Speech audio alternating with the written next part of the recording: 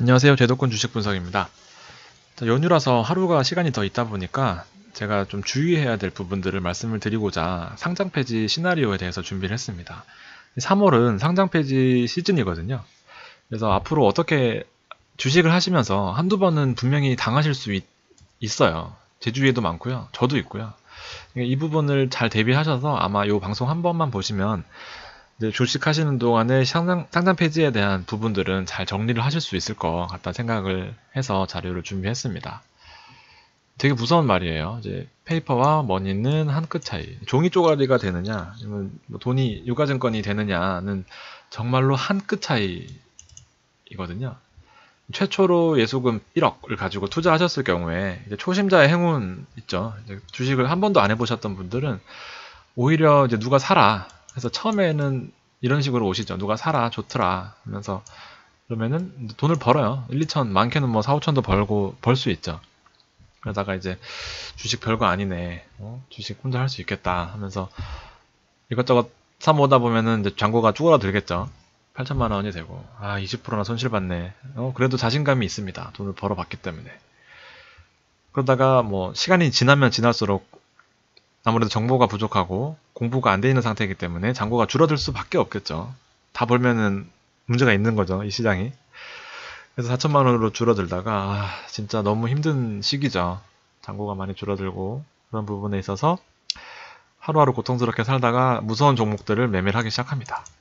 그러다가 상장 폐지, 생전 처음 듣는 이제 요 상장 폐지란 내 종목이 심사에 들어갑니다. 그러다가 결정이 나요. 그러면은 이 총평가 금액 플러스 마이너스 뭐 이런 잔고가 있던 부분들이 상장 폐지가 결정이 돼서 정리 매매가 끝나게 되면 잔고에서 아예 사라집니다. 이 마이너스 4천만 원도 없어져요. 아예 내 잔고는 그냥 영원도 아닙니다. 아예 없어요.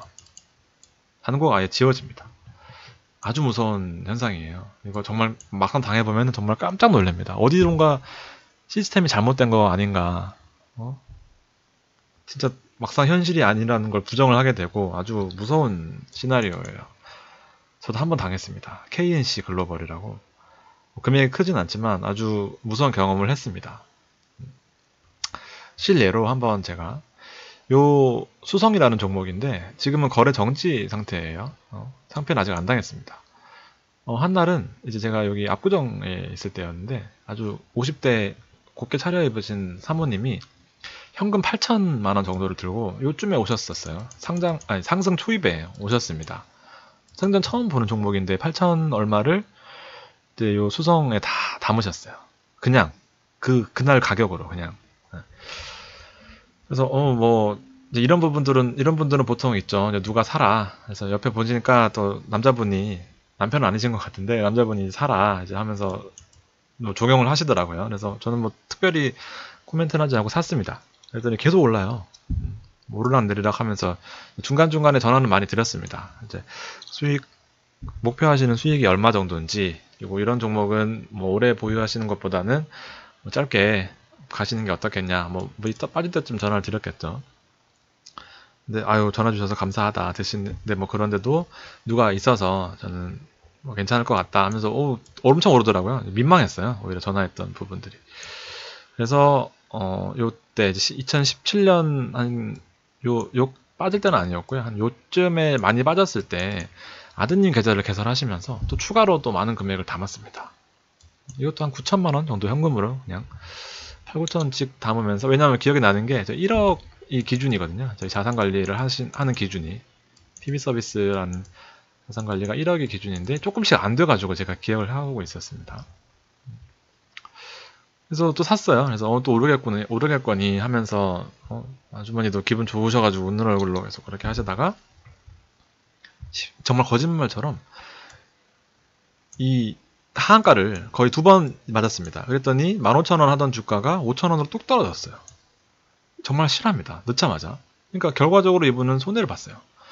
이 회사는 2년 동안 자기 자본이 50% 연속으로 사업 손실을 관리 종목에 들어갈 수 있는 요건을 갖춘 회사였고요. 2017년 3월에 감사 보고서가 나옵니다. 그래서 안 좋은 회사들을 6개월 정도 유예를 하고 심사를 한 다음에 이제 9월 달에 상장 폐지가 됐었어요. 했더니 바로 이 우려감 때문에 큰 폭으로 하락을 했습니다. 그러다가 지금 정지가 되어 있어요. 빼지도 못합니다. 정지됐으니까 뭐 장외에서 팔든지 뭐 그렇게 해야 되지만 누가 사겠어요?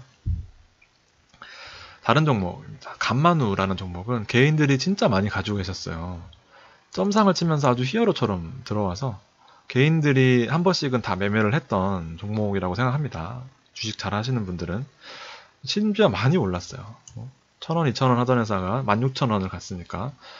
또 뭐 드라마틱하게 빠졌다가 올랐다가 막 하죠. 결과적으로는 이 회사가 지금 현재 거래정지 됐던 기간을 거쳐서 정리매매가 되고 현재로서는 400원입니다. 무섭죠. 400원에 거래 정지가 되어 있어요. 지금 원래는 상장 폐지가 됐었어야 되는데 지금 특별한 룰 때문에 상장 폐지는 안 당하고 지금 이제 소송 걸고 항소하고 뭐 그런 단계에 있습니다. 진짜 예를 들어 볼게요. 아마 개인들은 다 여기서 사실 거예요. 두세 번 오를 때 그때서야 사죠. 그러면 이제 16,000원은 좀 오바고 한 15,000원에 2,000주 정도를 담아서 3,000만원 정도를 투자한다. 보통의 이제 개인 투자자들처럼. 그러면 이제 5,000원까지 빠지는 거죠. 금방이죠. 한 달도 안 걸립니다. 5,000원까지 빠져요. 그리고 2,000주를 보유했으니까 잔고가 1,000만원으로 줄어들어요. 이때도 무섭죠. 사실 요 빠질 때의 그 공포감은 정말 말할 수 없죠. 주식 하시면서. 특히나 이런 종목을 가지고 계실 때는. 그러다가 이제 현실이 400원 거죠. 지금 잔고에는 80만원이 찍혀 있을 거예요. 가지고 계신 분들은. 그러면 손실이 98% 손실입니다. 그러니까 정말 한순간에 폐가망신할 수도 있는 게 주식이죠. 전 무슨 회사인지 정확히 잘 모르겠습니다. 어쨌든 이 무서운 시나리오고 만약에 거래 정지가 확정이 돼서 상폐가 확정이 된다면 이 잔고마저도 없어지는 겁니다. 아주 무서워요. 종이조각과 유가증권 한 끗 차이고요. 2018년 10월에 공시 나온 부분은 정리매매 진행 중인 회사가 11개, 앞에 마찬가지로 멈춰 있는 겁니다. 상폐는 안 당했지만 정리매매가 진행 중인 회사가 11개고요. 이미 상폐된 회사도 많이 있습니다. 뭐 정확히 모르겠어요. 무슨 회사인지는. 근데 아마 급등하고 급락을 했기 때문에 이런 종목들은 많이 아실 거예요. 저도 몇 번 들어봤으니까. 이런 종목들도 많이 아실 겁니다. 중요하다. 그래서 뭐 종목을 분석하자는 건 아니고요. 이제 카인드 기업공시라고 치면은 요 이제 관리 종목은 어떤 이유로 관리 종목이 됐는지. 차바이오텍은 관리 종목이 해제됐죠. 우리 그때 제가 앞에서 한번 말씀드렸던 방송이 있을 겁니다. 그래서 이런 부분들을 미리 알 수가 있고요. 이제 혹시나 내 종목이 걱정된다 하시면 여기 종목 코드 입력하셔서 한번 보실 수도 있고요. 이런 위험 종목들도 나오고 있습니다. 관리 종목이 해지됐던 STX 중공업은 뭐 워낙 영업이 안 나오기 때문에 뭐 안 좋고 G2, 하이소닉, 바른전자도 1월 28일 날 관리 종목이 지정이 돼서 상장 실질 심사 대상 결정. 아주 무서운 얘기예요. 상장을 유지할 건지 상폐를 시킬 건지에 대한 내용을 유명한 종목들 많이 있죠. FTN도 그렇고요. 아무튼 이런 종목들을 찾아보실 수가 있고요. 상장 폐지 요건에 대해서는 간단하게는 아시면 좋을 것 같습니다. 매출액 요건이 있고요.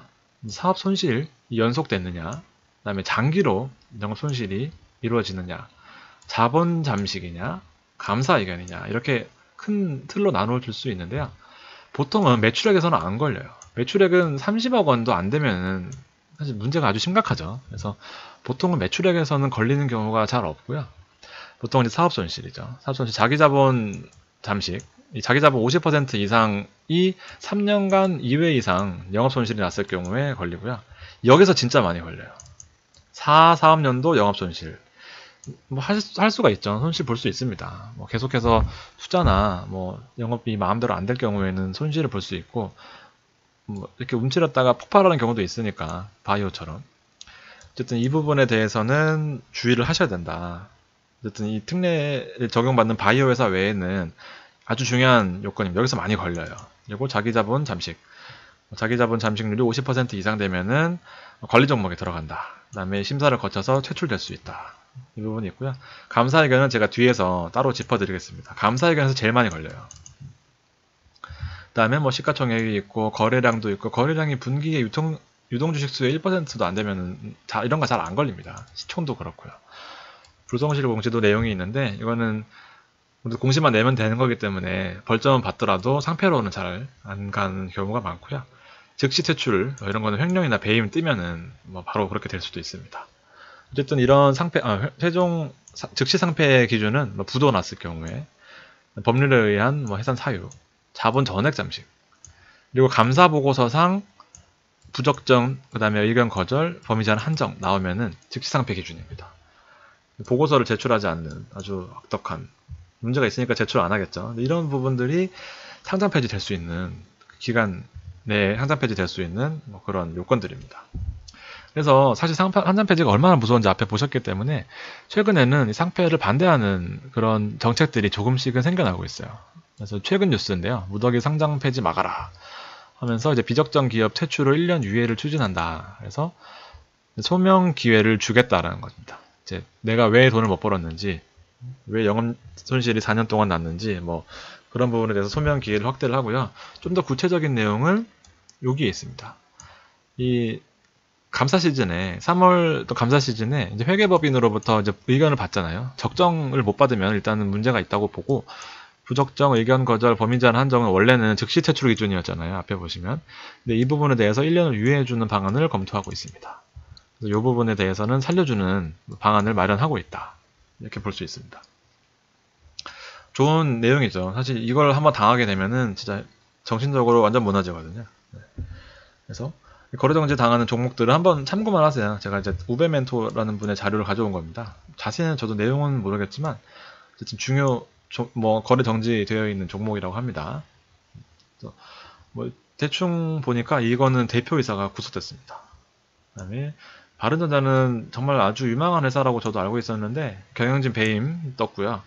해적 파워웨이 같은 경우에도 이제 경영권 분쟁 앞에 있던 수성도 있고요. 수성 EMW도 경영진 배임.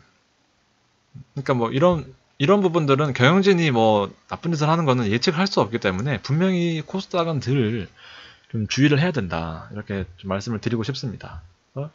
영업 손실 난 부분들은 어차피 재무제표에서 드러나 있는 부분이기 때문에 충분히 피할 수 있는 그런 부분들이 있어요.